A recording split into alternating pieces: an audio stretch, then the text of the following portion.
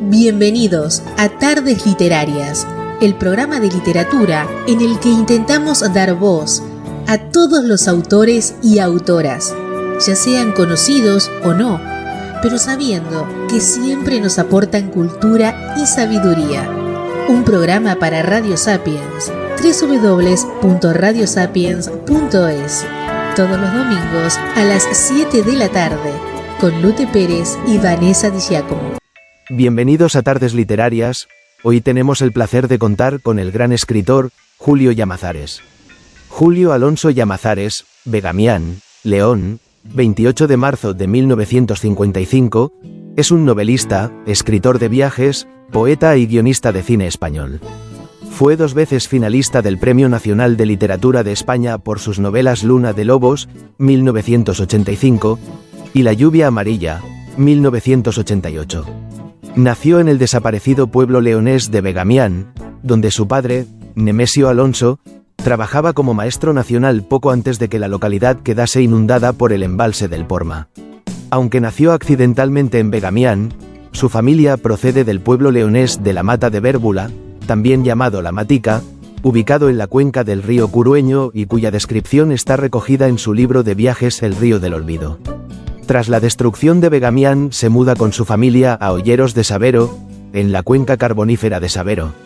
La infancia en ambos pueblos marca, en adelante, su vida, también lo hará con parte de su obra. Licenciado en Derecho, abandonó el ejercicio de la profesión para dedicarse al periodismo escrito, radiofónico y televisivo en Madrid, donde reside actualmente.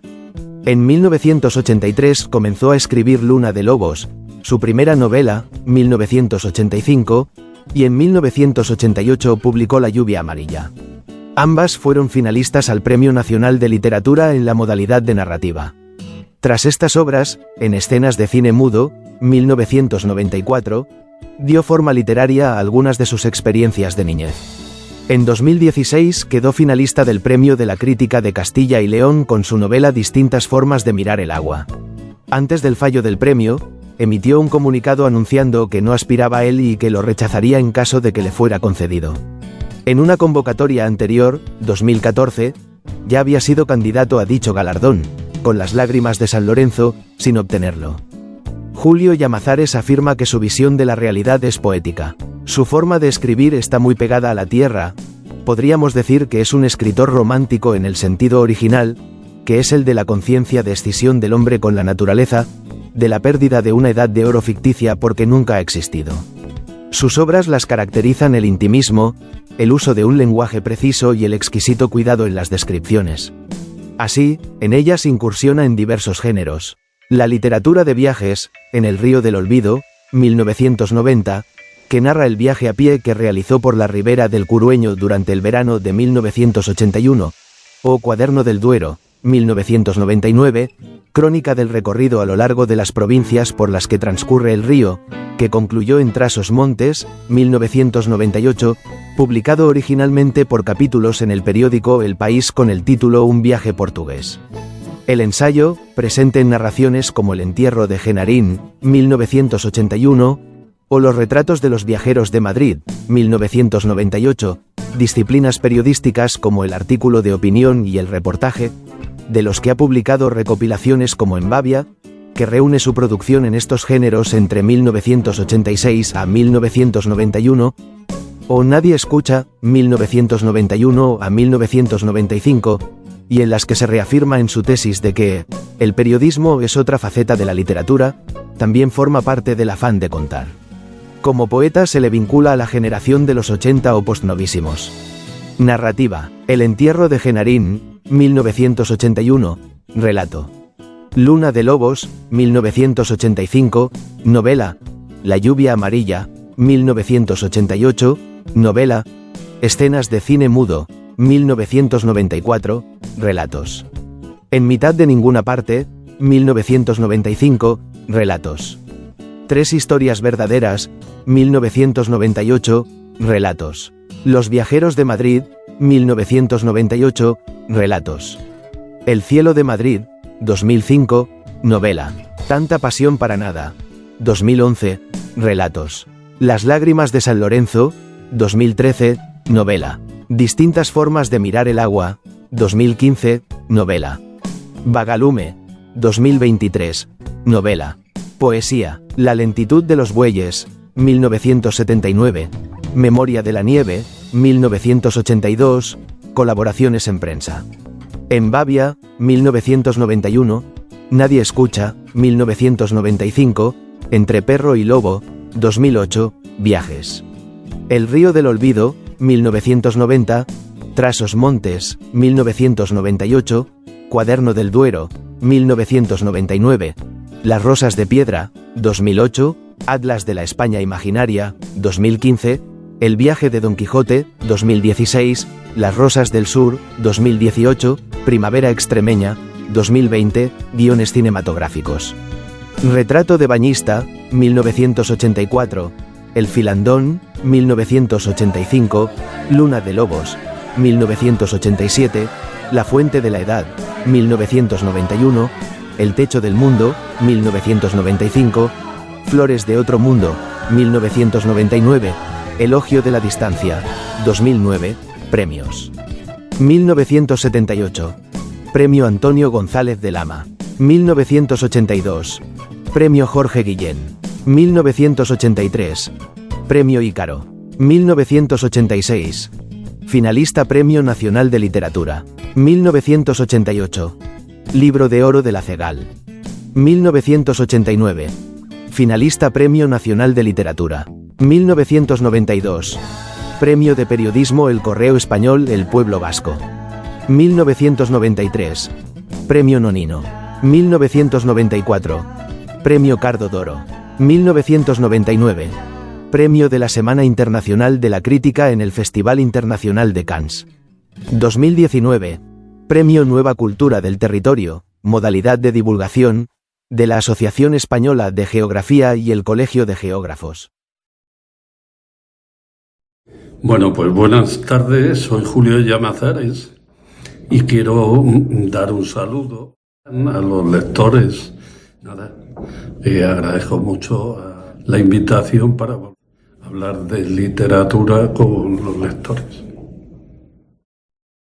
Ahora escuchemos un fragmento de Atlas de la España imaginaria, una novela de Julio Llamazares. Narrado por Germán Gijón. Hay dos arroyos que cruzan el caserío, y aunque no lleven leche y miel como en aquel, sí son de color blanco uno y marrón terroso el otro. El arroyo blanco y el arroyo colorado los llaman, de hecho, por el color de sus aguas, cuando las tienen. Lo que no impide que algún jaujeño sonría cuando alguien le pregunta si es verdad lo que se cuenta de que en su pueblo se come y se bebe y no se trabaja. Venga usted conmigo a la huerta o en el invierno a la aceituna y verá si se trabaja o no. Y es que la jauja real come y bebe no de lo que le cae del cielo, sino de lo que la naturaleza produce a fuerza de trabajarla. La pedanía se asienta en un meandro del río Genil cuyo vado, salvado ahora por un puente y vigilado por una aceña en ruinas, resto de un mejor pasado, le dio su nombre original, Xauxa, que en árabe significa vado, igual que al pueblo vecino, Vadolatosa, perteneciente ya a la provincia de Sevilla y en la otra orilla del río, se lo dio en castellano. El cultivo del olivar, que cubre el paisaje entero, ocupa a toda su vecindad, aunque la feracidad del río Genil, que pasa al pie de sus casas, le permite cultivar algunas huertas cuya prodigalidad quizá justifique su conversión en fábula y fantasía. Las hortalizas y las verduras, así como los frutales, se dan en ellas en abundancia. Hay también un par de industrias, una de fabricación de cubas para la fumigación agrícola y una cooperativa aceitera que completan la economía del pueblo, pero todo eso no es suficiente, no ya para hacer de Jauja ese paraíso que la gente imagina al oír el nombre, sino para alimentar a sus 1000 vecinos. De ahí que muchos emigraran a otras zonas, tanto de España como del extranjero, como en tantos otros pueblos andaluces, y que los que resisten subsistan a duras penas con las rentas del trabajo temporal, del olivar o del algodón en otras zonas de la región, y de las peonadas del Plan de Empleo Rural, ese subsidio andaluz que socorre a los jornaleros sin tierra. Como me señaló en el bar uno de estos mirando el pueblo por la ventana. La gente decía que aquí atábamos a los gatos con longanizas. Y lo que hacíamos eran longanizas con los gatos, del hambre que pasábamos, que es distinto.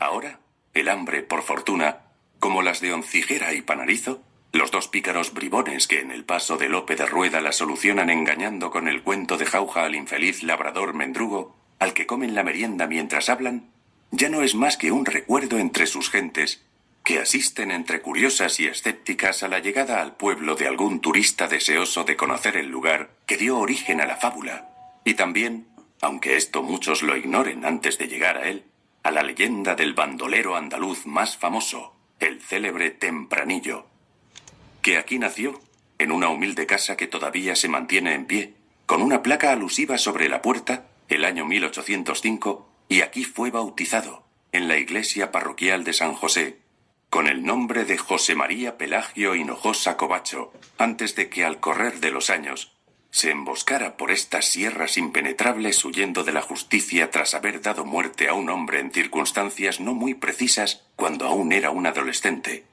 De ahí su apodo popular. Un bandolero de leyenda que junto con el nombre del sitio atrae a turistas a un pueblo al que, de otra manera, no llegaría ni uno. No es de extrañar, por ello, que sus vecinos, que siempre consideraron a su paisano un bandido bueno, una especie de Robin Hood local que robaba a los ricos para dárselo a los pobres. ¡Qué maravilla! 500 migueletes y no le pillan. ¡Qué maravilla! Le buscan por Lucena y está en Sevilla, dice la copla popular.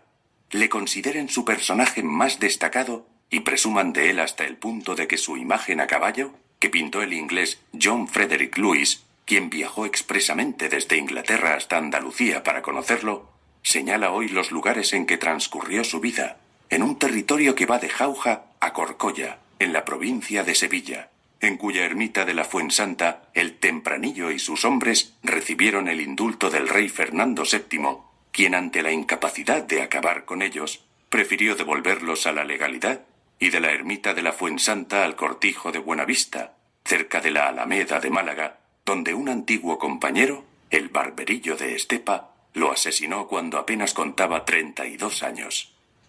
Incluso se celebran en Jauja cada año en su memoria unas jornadas de estudio del bandolerismo andaluz, a las que acuden historiadores e interesados del mundo entero. Julio Llamazares nació en Begamián, en la provincia de León, el 28 de marzo de 1955, poco antes de que el pueblo quedase inundado por el embalse de Porma. Estudió Derecho, pero abandonó pronto la abogacía por las letras. Vive en Madrid, pero en su obra se remite a sus viajes y a su origen leonés. Su obra refleja una enorme sensibilidad hacia la naturaleza y hacia un modo de vida que tiende a desaparecer. Su primera novela, Luna de Lobos, publicada en 1985, fue finalista al Premio Nacional de Literatura, y también lo fue en 1988 La lluvia amarilla. Se dio a conocer como poeta con La lentitud de los bueyes, 1979, y consolidó su posición de poeta con Memoria de la nieve, 1982, Premio Jorge Guillén, aunque hace años que no escribe poesía. Llamazares confiesa seguir considerándose poeta. Poeta, ensayista y narrador español, ha cultivado la literatura de viajes, la crónica de prensa y el guión cinematográfico. Su obra se caracteriza por su intimismo, el uso de un lenguaje preciso y el exquisito cuidado en las descripciones. Es autor del guión la película Flores de otro mundo dirigida por Isiar Boyain. Hola Julio, Vagalume es tu último trabajo, ¿qué buscas reivindicar o iluminar con esta novela? Bueno, primero mi conciencia y mis sueños, y luego con el tiempo uno aspira a iluminar también las conciencias de los lectores. Jugando con el título de la novela Vagalume, que en gallego significa luciérnaga, pero que es más bonita la expresión gallega porque es una palabra compuesta de lume, lumbre, que da luz y calor, y vaga, que vaga en la noche, como los... Bueno, pues uno es como se siente muchas noches escribiendo, una luciérnaga a la luz de la lámpara tratando de iluminar la noche. ¿Qué vamos a encontrar o que nos va a sorprender de esta novela? La novela, en este caso, tiene muchas capas, como los hojaldres. Es una novela suspense que dentro encierra una reflexión, envuelto en una novela suspense porque el personaje que cuenta la novela está tratando de descifrar el misterio que envuelve la figura del que fue su maestro como periodista cuando era joven y que acaba de morir, y que a su muerte empiezan a ocurrir, a descubrirse cosas que nadie podía sospechar, ni siquiera su mujer y su familia. Bagalumi incluye también fragmentos de las novelas que dejó escritas en secreto ese personaje cuyo misterio investiga el que cuenta la novela. Algunos creen que la vida de los escritores se refleja en su obra. ¿Qué parte de ti se ha quedado en tus novelas? A ver, todas las novelas son autobiográficas, pero no porque cuenten la vida del autor, sino porque transmiten los sentimientos y los pensamientos del autor. Pero es autobiográfica en tanto en cuanto responde a una pregunta que yo me he hecho muchísimas veces, que es ¿qué he hecho yo con mi vida? ¿Por qué he dedicado mi vida a escribir? Porque solo se vive una vez y yo la he pasado escribiendo. Hace que te lo preguntes muchas veces, sobre todo en la noche cuando estás escribiendo, paras, te asomas a la ventana, ves que pasan el camión de la basura, la policía, la gente que va de fiesta o que vuelve, y tú estás en tu mesa con la lámpara encendida contando historias que son fruto de la imaginación. ¿Desde cuándo escribes? ¿Soñaste en tu infancia en llegar a ser escritor?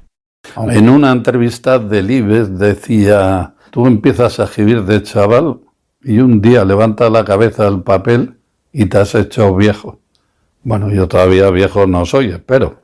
Pero es así, yo era un chaval de un pueblo de la montaña, León, un pueblo minero, un sitio donde apenas había libros ni ambiente, digamos, ilustrado, todo lo contrario. Y sin embargo, desde que tengo memoria de mí, me recuerdo escribiendo. Y lo único que he hecho es seguir con esa pasión siempre, sin planteármela como profesión, aunque luego he acabado viviendo de ello. Pero yo nunca me lo planteé la escritura como un oficio, una profesión, como cuentan ahí en la novela, sino como una manera de estar en el mundo, es mi manera de entender la vida, es lo que decía Pessoa, mi manera de estar solo. Se podría decir que la literatura ha cambiado tu vida. ¿Cómo la vives? ¿Como pasión o como oficio? La literatura no puede ser un oficio, es una pasión y es una vocación y es una necesidad como para los personajes de la novela. Otra cosa es que la escritura de libros se haya convertido en un oficio para mucha gente, pero para gente que no es escritora. Puede parecer un trabalenguas, una contradicción, pero no todos los que escriben libros son escritores. De la misma forma que no todos los que hacen fotos con el móvil son fotógrafos, o todo el que canta en la ducha es cantante. El escritor es aquel, y se dice en la novela varias veces, que seguiría escribiendo aunque no le leyeran. Es que ahora escribe todo el mundo tiene derecho a escribir, pero no todo el mundo es escritor. Es decir, Rodrigo Rato no es escritor, Ana Obregón no es escritor, Risto Mejide no es escritor, pese a que sean los que más conoce la gente. Escritor es aquel que escribe por necesidad y porque es su manera de entender la vida. ¿Dónde dirías tú que existe más intrusismo? ¿En el periodismo o en la escritura? En los dos, porque al fin y al cabo son dos caras de la misma moneda. Para mí el periodismo es una forma de literatura y la literatura es una forma de periodismo. Rosa Montero decía que cuando hacía periodismo escribía lo que sabía y cuando hace literatura escribe lo que no sabía que sabía. Bueno, es otro trabalenguas, pero lo explica muy bien. La literatura empieza donde acaba el periodismo, donde los datos objetivos ya no son suficientes y tienes que imaginar el resto de lo que sucede. Ahí empieza la literatura, aparte de que el periodismo trabaja con el presente y la literatura trabaja con el pasado y con el futuro, con lo que se ha perdido, decía Machado, se canta lo que se pierde, o con lo que deseas, con lo que no has conseguido, que sería el futuro. Pero digamos que la literatura es una forma de periodismo y el periodismo es una forma de literatura, en mi entendimiento. Le das mucha importancia al tiempo que empleas en construir una historia. ¿Cómo consideras que es de importante para este trabajo el tiempo? Escribimos porque el tiempo pasa, la literatura es tiempo, nosotros somos tiempo y es el gran activo que tenemos. Lo terrible es que lo perdemos con mucha facilidad y, como os decía, un personaje en una novela mía, Las lágrimas de San Lorenzo, el padre, que ya está en el hospital ya en sus últimos días, le dice al hijo: nos pasamos la mitad de la vida perdiendo tiempo y la otra mitad queriendo recuperarlo. Bueno, pues eso es seguramente la disyuntiva que todos vivimos, y lo que los escritores hacemos al escribir es intentar parar el tiempo o recuperarlo.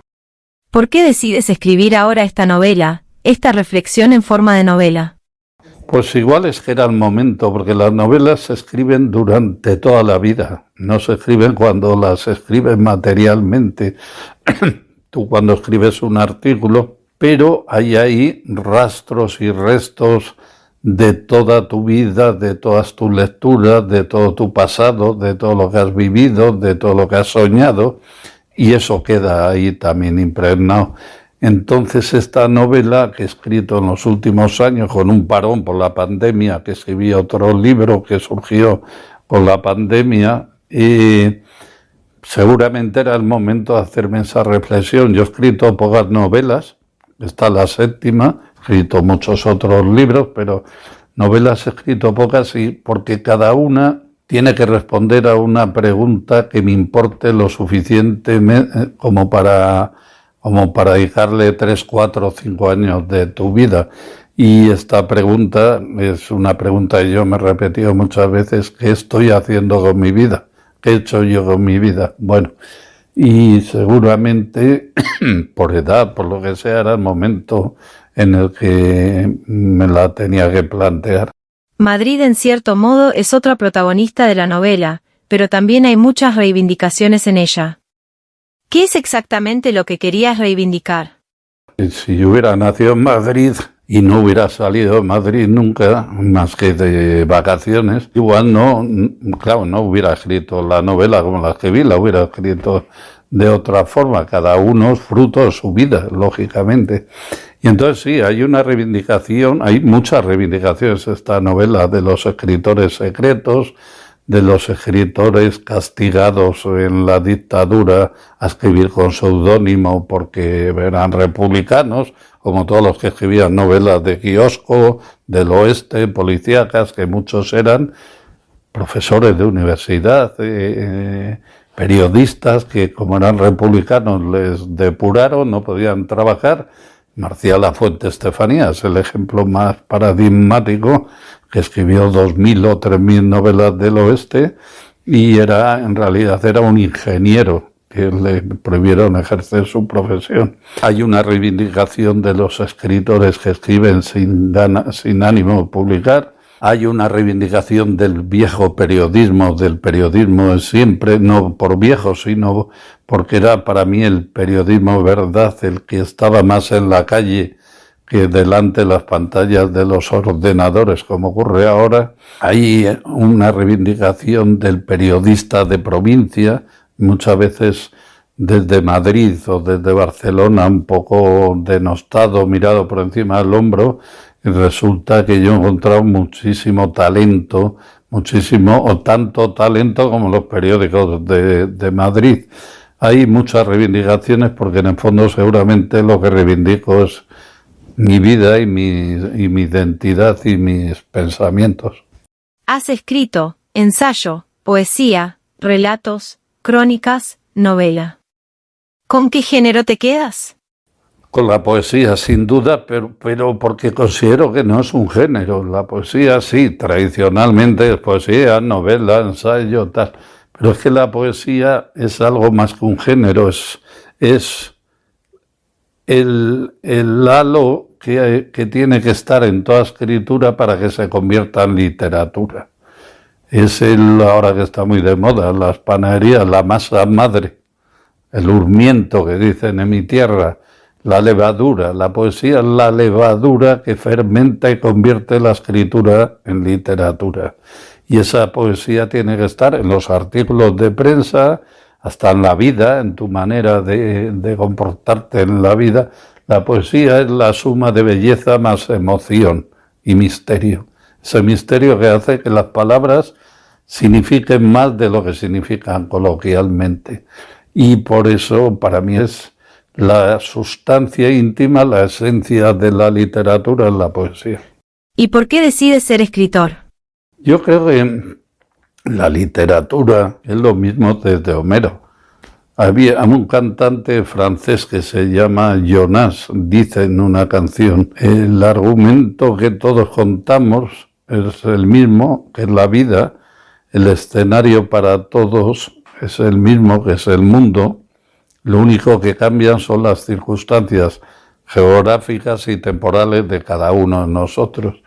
Entonces los escritores lo único que hacemos es hablar de lo mismo que hemos hablado, que han hablado siempre los escritores, pero aportando nuestra visión, nuestro testimonio temporal y geográfico, del sentido que tiene esta historia que vivimos todos, que es la vida, cuyo final conocemos, no nos gusta y sin embargo aquí seguimos. Pues seguramente la gran pregunta es ¿qué significa la vida? Y a eso tratamos de responder. Dinos cuáles son tus maestros literarios. Pues he tenido muchos y para bien y para mal, porque también te enseña mucho lo que no te gustan, porque como todo en la vida, en la literatura es una parte más de la vida. Hay cosas que no te gustan, que te hacen ir por otro lado, o profesores que te marcan y te inclinan hacia un lugar, pero ya tienes que tener tú una inclinación de base. Yo he tenido muchos maestros, desde el bachiller, que hice interno en un colegio en Madrid, en el Pardo, pues un fraile que vio en mí cierta capacidad y me daba libros para que leyera, porque yo era un chaval sin ninguna formación, hasta todos los que me he cruzado en el periodismo y en la literatura, y en estas novelas están más o menos caricaturizados en los distintos personajes muchos de esos maestros. No te podría decir nombres porque han sido muchos. Y en la literatura todos los que me han marcado, todos españoles y no españoles. Un mensaje que quieras hacer llegar a los lectores o a nuestros oyentes en general. En lugar de invitar a leer Vagalume, esta última novela, yo lo que invito a la gente es a leer. Porque leer, que a veces no está muy bien entendido lo que significa leer, es encender una luz en la noche que te ilumine tu imaginación. Y hay que recordar siempre aquello que decía ya, que es lo que decía Cervantes. El que mucho viaja y mucho lee, mucho vive y mucho sabe. Porque leyendo vives más vidas, viajas sin moverte de casa y aprendes muchas cosas. Por eso hay que leer. Julio, te damos las gracias por compartir con nosotros un rato de tu tiempo. Estamos encantados de haberte tenido en nuestro programa. Muchas gracias. Placer poder hablar con calma sin andar con prisa para contestar. Y seguidamente, Las Rosas del Sur, una novela del 2022 de Julio Llamazares, narrado por Fernando Soto. A la fachada del norte de la Catedral de Palma la llaman, según don Baltasar Coll, la de la almoina, o sea, la de la limosna, que antiguamente el cabildo repartía a los pobres de la ciudad frente a su portal, edificado según los libros de obras en 1498, una vez terminadas las del campanario anexo, que con sus 48 metros de altura y su planta cuadrada y maciza es otro de los grandes símbolos del templo por su inconfundible aspecto. Visto de lejos parece otro contrafuerte aunque más compacto, y por albergar en su campanario, que delatan las 3 filas de ventanas de su cuerpo superior, las 9 campanas de la catedral, una de ellas llamada en el dialecto mallorquín Ne-Eloi, por las 3 figuras de San Eloi, que según dicen hay grabadas en ella. Pesa más de 4 toneladas. Según parece también, solo se toca en la festividad del Corpus y necesita del concurso de varios hombres para voltearla. Por lo demás, la fachada de la Almoina es la mitad que la del mirador, precisamente por la presencia del campanario y alguna otra construcción aneja. La principal, por su parte, a cuyos pies el viajero ha llegado ya después de darle la vuelta entera a la catedral, aparte de más pequeña, es un gran pastiche, el que levantó en el siglo XIX un tal Juan Bautista Peyronet, para sustituir a la inacabada gótica que amenazaba ruina tras un terremoto en un pretendido estilo neogótico, cuya impostura salta a la vista enseguida. Suerte que el pórtico es el original, un arco triunfal plateresco de gran altura y profundidad, cuya iconografía está dedicada a la Virgen, a la que está consagrada la catedral. Hasta 15 símbolos marianos, el ciprés, el lirio, el pozo, el espejo, tan grandioso retablo de piedra. «Venga, amigo, dese una vueltecita», le vuelve a proponer al viajero el gitano de antes desde la sombra a la que está acogido. El caballo sigue rumiando su aburrimiento. «Otro día», le torea el viajero con una sonrisa. Es la hora de pensar en si entrar en la catedral de nuevo o dar antes una vuelta por la zona, pues en el taxi apenas pudo ver la Palma Vieja mientras venía. El viajero se decide por esta segunda opción, pues necesita, además, volver a desayunar, puesto que el desayuno de Alcudia ya lo digirió hace mucho. Para ver la catedral tiene todo el día, pues hoy no cierra ni siquiera al mediodía por la fiesta. El paseo por Palma le lleva hasta la Plaza Mayor, a cuyo alrededor se extiende la ciudad antigua, toda con un aroma mediterráneo y un aire gótico que recuerda al Raval barcelonés, aunque aquí todo está más limpio y a la vez más desnaturalizado. Se ve que a Palma llegó el turismo masivo mucho antes que a Barcelona. Salvo los edificios oficiales y algún comercio menor, todos son tiendas para turistas y locales de franquicias de marcas internacionales. Si no fuera por aquellos y por el trazado urbano de la ciudad, medieval aún, uno podría imaginar que está en cualquier lugar de Europa o de Norteamérica. Y más mirando a la gente que continuamente pasa de un lado a otro, siguiendo a guías o por su cuenta, o se sienta en las terrazas de los hoteles y los bares que llenan plazas y calles. En la Plaza Mayor, por ejemplo, se juntan unas con otras sin dejar paso casi a los peatones. ¿Y está así todo el año?, le pregunta el viajero a la camarera del bar en el que se sienta, en la vecina plaza de Cort, que parece algo más tranquila. Enfrente tiene el ayuntamiento, un edificio de gran empaque y antigüedad. «Ahora no hay nada. Verá dentro de un rato», le responde la chica, que tampoco es española por el acento. Pero el viajero no aguarda para ver si es cierto. El viajero tiene otros intereses, y esos están en la catedral, que le está esperando abierta de par en par y con todas sus maravillas a su disposición. Las 1000 formas de la belleza, escribirá el viajero al final del día después de admirarlas todas, y tras sentir algo parecido a lo que Stendhal sintió en Florencia ante la acumulación de arte y belleza de la ciudad. La primera maravilla, que al entrar antes en la catedral le pasó desapercibida por la aglomeración de gente que había, la descubre en la misma puerta de entrada, la de la Almoina, y es el mosaico del suelo, proyectado por Gaudí según don Baltasar Coll, que lo sabe todo del templo. Sabe, por ejemplo, sus dimensiones exactas: 6.600 metros de planta por 19,40 y 10,03 de altura sus naves.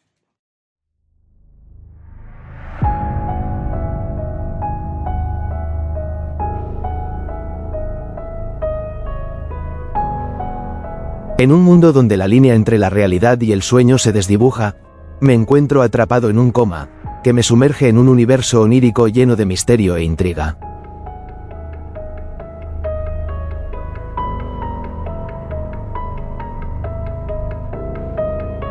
Durante 4 meses, mis sueños se convierten en un laberinto de emociones y enigmas, donde cada rincón revela secretos ocultos y personajes enigmáticos que parecen conocer mi historia mejor que yo mismo.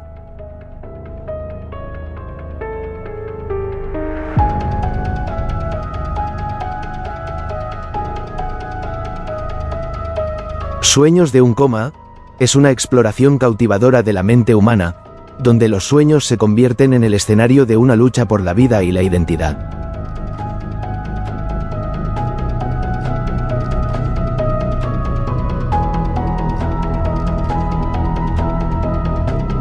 ¿Lograré despertar antes de que sea demasiado tarde? A medida que navego por este paisaje surrealista, me enfrento a mis miedos más profundos y a recuerdos olvidados, mientras intento desentrañar la verdad detrás de mi estado.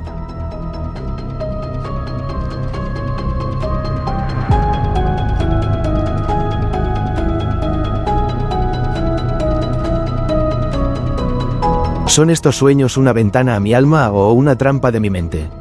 Con cada revelación, me acerco más a la clave que podría liberarme de mi letargo, pero también a un oscuro secreto que podría cambiar mi vida para siempre. Sueños de un coma, una novela de Lute Pérez, que puedes adquirir en la web luteperezescritor.es.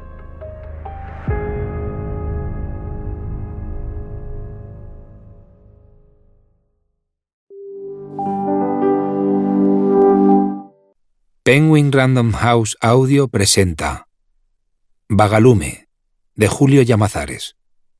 Narrado por Fernando Soto. Para Julio.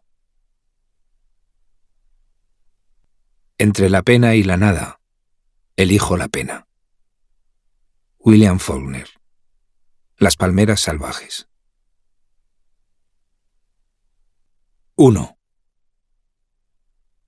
La despedida. A partir de una edad, todos somos ya supervivientes. La frase de Carracedo resonó en mi cabeza durante horas, primero por las calles solitarias y húmedas de la ciudad, recién regadas por los camiones de la limpieza, y más tarde en el hotel, aquel edificio nuevo alzado lejos del centro, junto a otros también nuevos, en el que dormí esa noche. Yo, que había sido el rey de la ciudad, ahora un forastero en ella.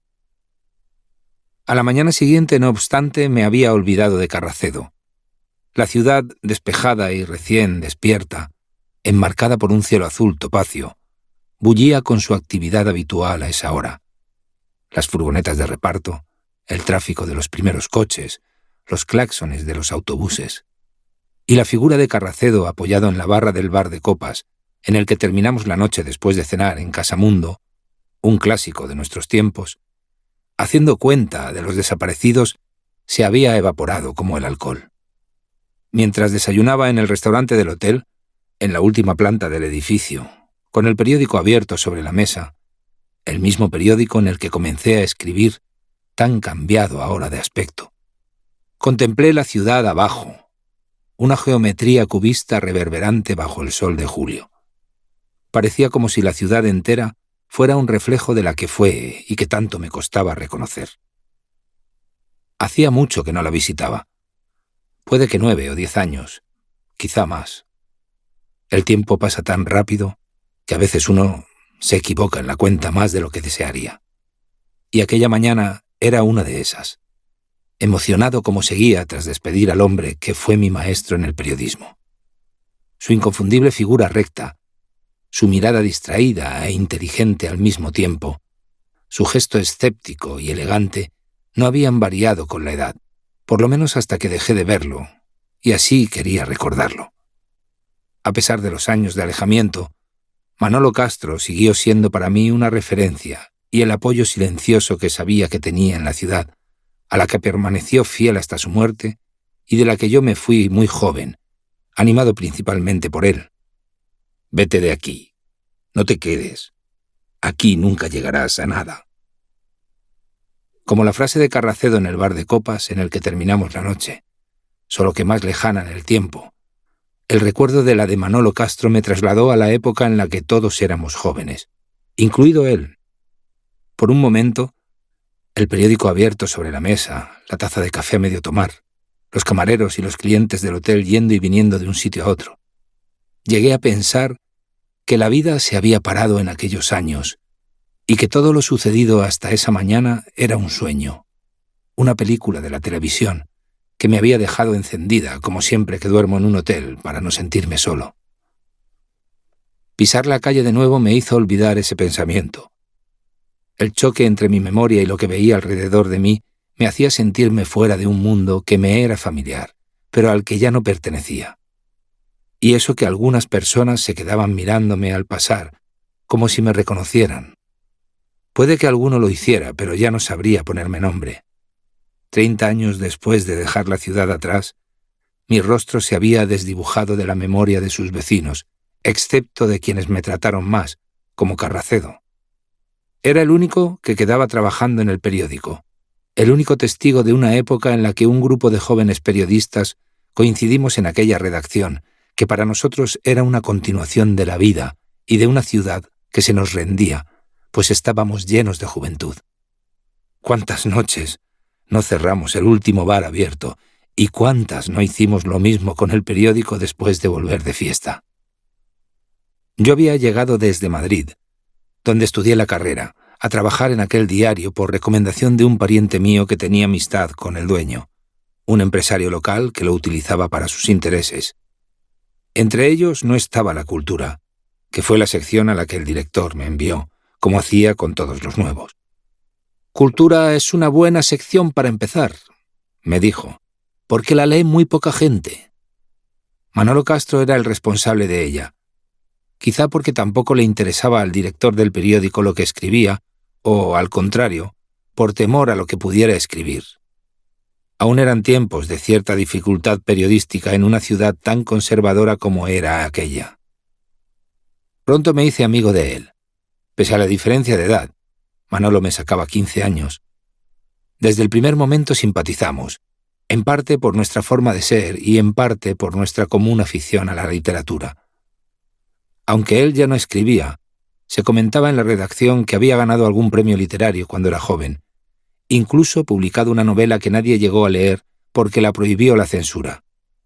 Verdad o no, él ni confirmaba ni desmentía aquellos rumores. Lo cierto es que escribía muy bien y que tenía una gran cultura que se manifestaba en cualquier artículo que firmara. Nada que ver con los otros redactores del periódico, auténticos forzados del estilo casi todos, comenzando por el director. Casado desde muy joven, Manolo tenía 2 hijas, María y Sara, que ayer lloraban con desconsuelo en el funeral. María ya tiene la edad de él en aquella época, por lo que nunca salía con nosotros, los periodistas más jóvenes, pese a que se lo propusiéramos a menudo. Aunque era nuestro jefe, no lo veíamos como un superior, sino como un compañero con más experiencia, un maestro a pesar de su humildad. Sobre todo los que, como era mi caso, trabajábamos a sus órdenes. Manolo Castro fue mi maestro y mi guía en aquellos años, en los que el periodismo y la vida eran para mí lo mismo, como para la mayoría de mis compañeros. Todos se acabaron yendo, por lo que el propio Manolo me iría contando en sus cartas, salvo Vicente, el fotógrafo, que se mató en un accidente de moto, y salvo Carracedo, que aún seguía trabajando en el periódico, del que ya era el más veterano, según me dijera él mismo. «Soy el decano del periodismo local», me dijo con ironía, no exenta de cierta amargura mientras apuraba la primera copa. Al parecer, tras la jubilación de Manolo Castro, pasó a ser el más viejo de la redacción, una redacción en la que, como Manolo, llevaba toda su vida y a cuya dirección seguramente aspiraba pese a lo que me dijera. «Yo no tengo deseos de poder», me confesó con cierta indulgencia, no sé si de mí o de él. Manolo Castro tampoco debía de tenerlos, pero por su capacidad acabó dirigiendo el periódico. Para entonces rondaba ya los 50 años, y hasta que se jubiló permaneció al frente de él. Como Carracedo, había entrado a trabajar en el periódico muy joven, y se quedó para siempre allí. Cuando yo lo conocí, aún conservaba cierta ilusión por el periodismo, pese a que le divertía ejercer de escéptico con los periodistas nuevos. Nos enseñaba, sin que lo pareciera, al contrario que otros redactores jefes, a los que les gustaba creerse superiores y presumían de saberlo todo del periodismo y de la ciudad. Manolo Castro jamás nos dio una lección, pero nos transmitió el amor a un oficio, al que la mayoría habíamos llegado por vocación, pero del que lo ignorábamos todavía todo. Lo aprendido en la universidad apenas si nos servía al contrastarlo con la realidad. Además de periodismo, a mí me enseñó también mucho de literatura, que era mi verdadera pasión y por lo que había decidido estudiar periodismo. Cuando tuve que elegir una carrera, opté por la que creía más próxima a mi afición a escribir.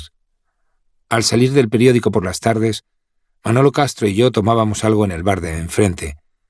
Él siempre un whisky, el último antes de volver a casa. Y hablábamos de libros, tanto de los que nos ocupaban en la sección en aquel momento por ser novedades, o por ser de autores locales, como de los que leíamos por nuestra cuenta, y que en su caso eran más que los míos. Aunque nunca alardeaba de ello, Manolo me demostraba continuamente que había leído muchísimo y que a mí me faltaba un mundo por conocer. A escribir solo hay una forma de aprender: leer. Zanjaba siempre aquellas conversaciones a las que a veces se unían otros redactores jóvenes, tan deseosos de estar con él como yo. Y es que era un maestro para todos, pese a que nunca hizo nada por constituirse en tal. Poco a poco, tanto en el periódico como fuera de él, Manolo Castro y yo fuimos intimando hasta el punto de que un día me invitó a su casa, en la que vivía con su mujer y sus hijas y una abuela de estas. Estaba cerca del río, en lo que fuera una villa de veraneo. Julio nos habla de su primera novela. En 1983 comenzó a escribir Luna de Lobos, su primera novela publicada en 1985.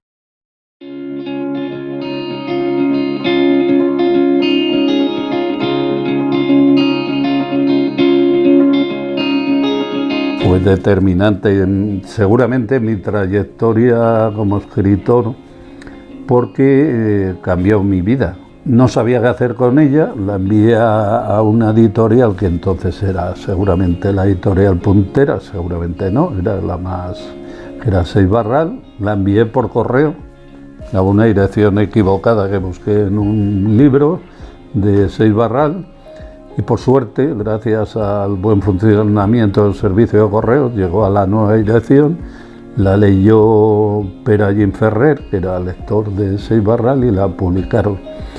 La novela, para ser una primera novela, tuvo mucho éxito, se vendió muy bien, tuvo muy buena crítica, y a partir de ahí ya me abrió las puertas al mundo de la edición, sobre todo, porque seguramente si tú envías una novela y no te la publican, empiezas a peregrinar de editorial en editorial, que podía haber ocurrido perfectamente.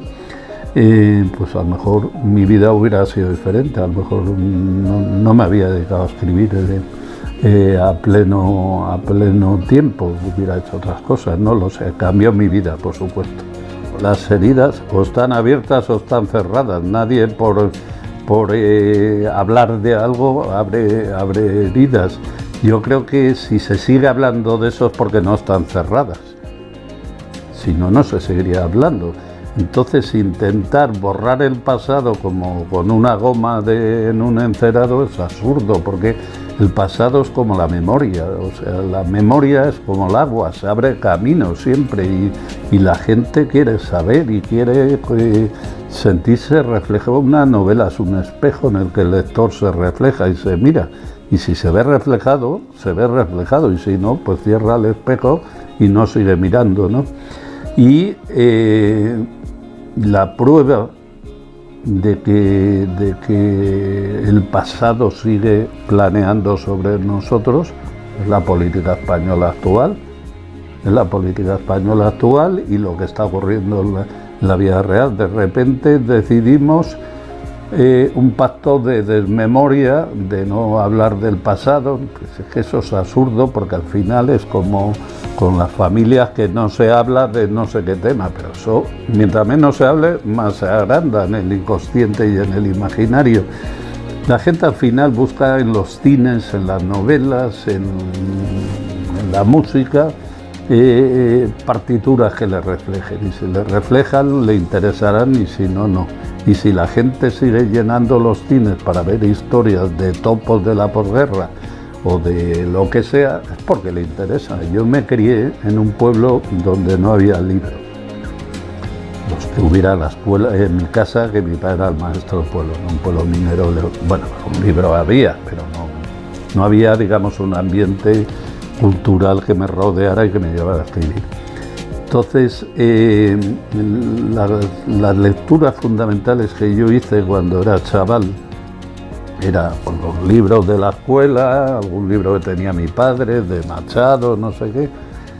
No como ahora mi hijo, que puede coger lo que quiera y no hace falta ni no coge ninguno. Por otro lado, entra en el móvil y en el iPad y por ahí navega con total libertad, ¿no? Entonces yo me crié leyendo novelas del oeste, que era lo que cambiaban en el kiosco, que comprabas una novela y la cambiabas por otra, por 50 céntimos, ya no me acuerdo. Y eso está en Luna de Lobos.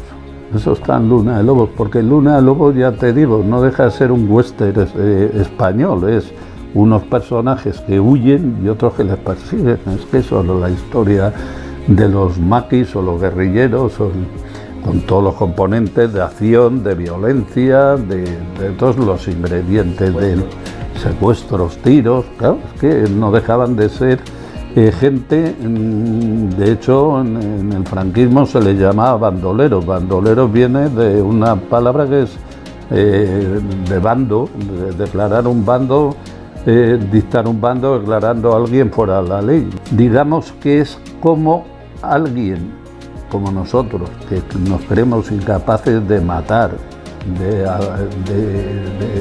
de matar a alguien, en unas circunstancias extremas reaccionamos como alimañas, ¿no?, para sobrevivir.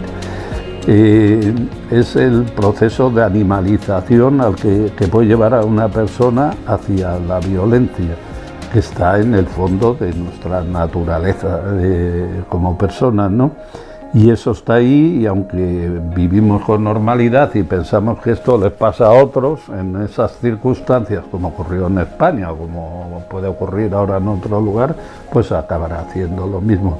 Es decir, como decía el eslogan, que era muy puro marketing de la película, era: acosados como lobos, lucharon como héroes, ¿sabes? Es un poco eso, que obligado te veas, ¿no? Ese es la principal reflexión de la novela, y luego intentar recuperar aquella magia de la narración oral, que es a la que aspiramos los escritores, digamos, literarios, ¿no? Yo los mejores, siempre que me preguntan cuáles fueron los escritores que más te han influido, yo siempre digo los viejos de mi pueblo. Empezaban a hablar y se paraba el mundo. Primero, porque además estas historias estaban prohibidas y para hablar de ellas bajaban la voz. Y cuando bajas la voz te hace más caso, pese a lo que la gente cree que grita continuamente en la televisión y en los bares. Cuando realmente bajas la voz te hace más caso. Eso es lo que hacemos los escritores, bajar la voz, intentar sumergir al lector en una realidad diferente, emborracharle con el lenguaje y con los juegos de palabras para sumergirle en un sueño, porque leer, como escribir, al final no es otra cosa que soñar despierto.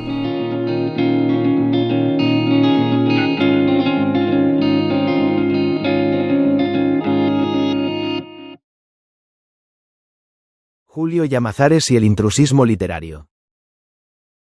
No todos los que escriben libros son escritores, de la misma forma que no todos los que hacen fotos con el móvil son fotógrafos, o todo el que canta en la ducha es cantante. El escritor es aquel, y se dice en la novela varias veces, que seguiría escribiendo aunque no le leyeran, porque es que ahora escribe todo el mundo tiene derecho a escribir, pero no todo el mundo es escritor. Es decir, Rodrigo Rato no es escritor, Ana Obregón no es escritor, Risto Mejide no es escritor, pese a que sean los que más conoce la gente. Escritor es aquel que escribe por necesidad y porque es su manera de entender la vida. La lluvia amarilla de Julio Llamazares en teatro. Es extraño que recuerde esto ahora, cuando el tiempo empieza a agotarse, cuando el miedo atraviesa mis ojos y la lluvia amarilla va borrando de ellos la memoria y la luz de los ojos queridos. Hasta aquí el programa de hoy. Volveremos la próxima semana con otro autor o autora que nos contará todo sobre su trabajo. Acabamos aquí agradeciendo a Dani Miralles que compusiese este tema de fondo, para nuestro programa Tardes Literarias. Hoy, día 2 de mayo, es el Día Internacional contra el Acoso Escolar. Un problema que afecta a más de 2 millones de niños y niñas en nuestro país. Si esto está pasando es porque algo estamos haciendo mal. Por favor, hablemos del tema, tomemos responsabilidades. Creo que podemos hacer las cosas un poco mejor. Yo, que tengo voz, la alzo contra el bullying. Mi nombre es Rafa Espino y de pequeño también me hicieron sentir que no tenía un lugar. Lo oculté durante mucho tiempo, incluso llegué a pensar que era culpa mía. Pero entendí que callar solo hace que ese dolor pese más. Hoy escribo canciones que nacen de esa herida, por eso sé que hablar sana y que escuchar salva. Si estás pasando por esto, pide ayuda, no estás solo. Y si lo ves, no mires hacia otro lado. Porque mirar hacia otro lado también te hace cómplice. No te calles. Yo, que tengo voz, la alzo contra el bullying. Negar el maltrato lo multiplica. No lo permitas. Yo, que tengo voz, la alzo contra el bullying. Hola, soy Sandra Groove y yo también digo no al bullying. Si actualmente en nuestra sociedad hay más de 2 millones de niños sufriendo acoso, es que algo estamos haciendo mal. No mires a otro lado. Yo, que tengo voz, la alzo contra el bullying. Hola, soy Matías Prats Jr., periodista de Mediaset, y desde este plató de los informativos de Telecinco grito contra el acoso escolar, porque yo elijo formar parte de la solución y no del problema. Si esto no lo paramos entre todos y todas, el acoso escolar crece y crece y crece. Yo, que tengo voz, la alzo contra el bullying. Me llamo Ignacio Nieva, soy divulgador de la discapacidad y yo, que tengo voz, te digo que al igual que yo, muchísima gente hemos sufrido acoso escolar. No hace falta tener una discapacidad para ser una posible víctima de acoso escolar. Con que tengas tan solo una cosa que te diferencie del resto de tus compañeros del colegio, ya esa cosa te hace ser posible víctima de acoso escolar.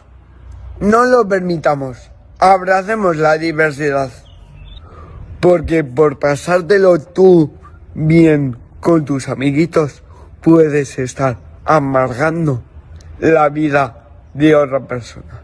La receta que nos permite combatir el acoso escolar es el respeto, la empatía y la escucha. Basta ya de acoso escolar. Pongamos en marcha esta receta.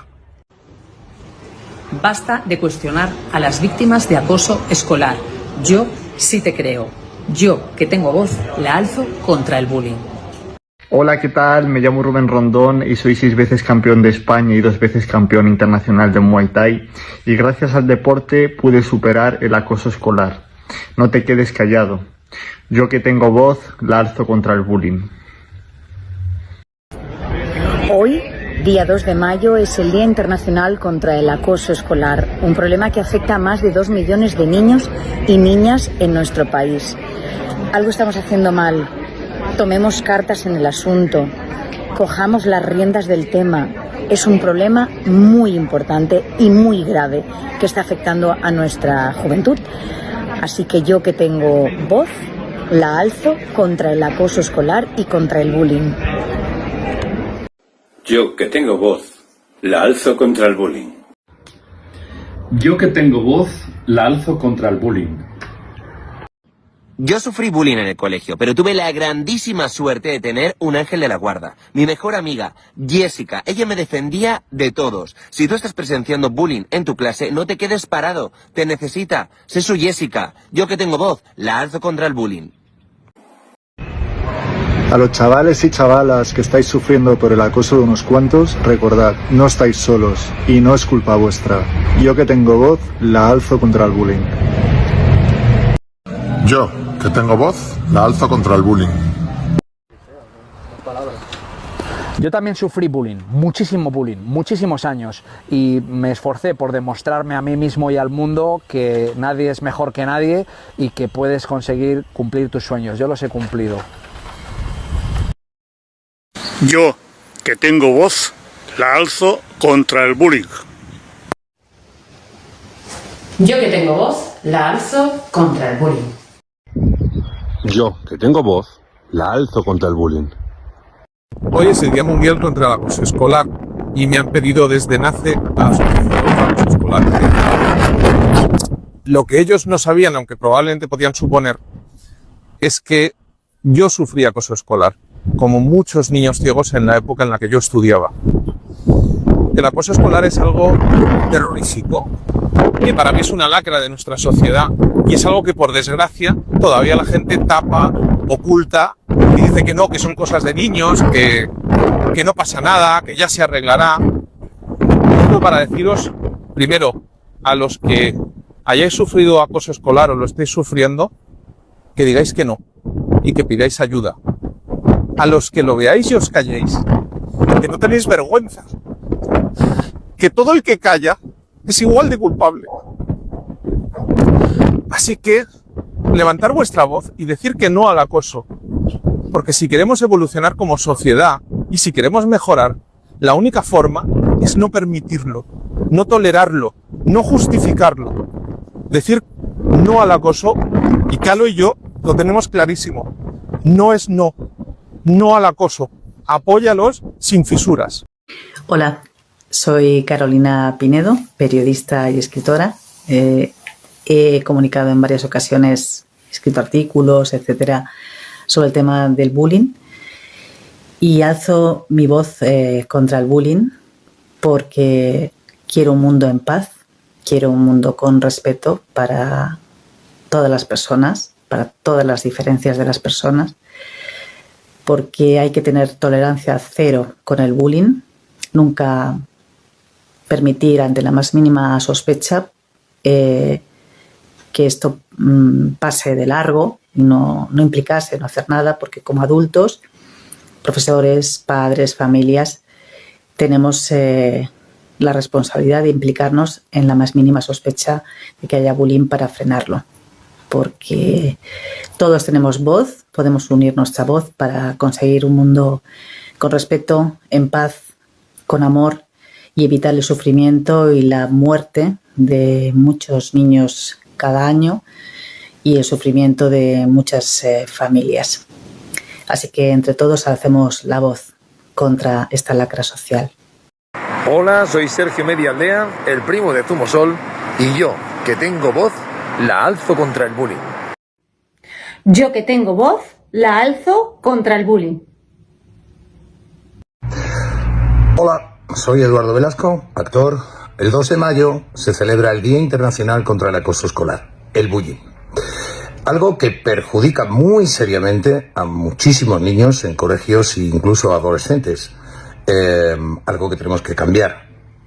No tenemos ningún derecho para acosar a nadie, ni para imponerles nuestra forma de ver las cosas, para no aceptarlos, para dañarlos o incluso para utilizar la violencia. El bullying es una lacra de esta sociedad, el acoso escolar también.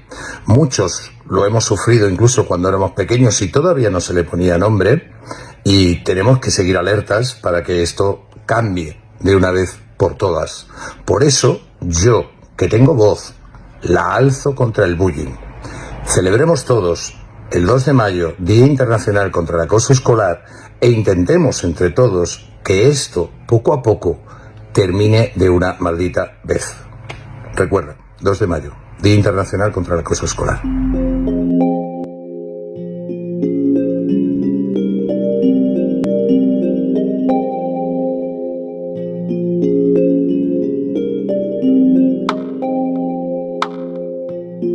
Nos seguimos leyendo, escuchando y compartiendo. Sencillez-y-orden.es. Les sugerimos entren a las siguientes plataformas tecnocientíficas activas de ámbito internacional: radiosapiens.es y revistanube.com. Actualidad y máximo rigor científico, cultural y divulgativo.